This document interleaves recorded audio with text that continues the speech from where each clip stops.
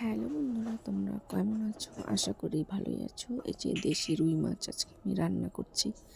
তো এটাকে ভালো করে ভেজে নেব এটাকে কড়া করে সুন্দর করে।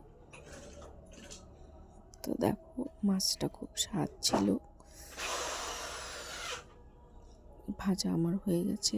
এবার এটাকে ফুলকপি, আলু আর বেগুন দিয়ে আমি রান্না করব। তো ফুলকপিগুলোকেও ভেজে নিলাম। তো তেলের মধ্যে আমি জিরা, মশলা, তেজপাতা দিয়ে ভালো করে কষিয়ে নেব। তারপর দিয়ে দিব আলু আর ফুলকপিগুলোকে, বেগুনগুলোকেও দিয়ে দিব। এসে দিয়ে দিলাম। মশলা আমার কষানো হয়ে গেছে। এই যে দিয়ে দিলাম ফুলকপিটাও। তো ভালো করে কষিয়ে তারপর জল দিয়ে দেব। দেখো, মজে একটুখানা হয়ে গেছে। এই যে জল দিয়ে দিলাম। তারপর একটু ঝোলটা ফুটলে মাছগুলো দিয়ে দিলাম।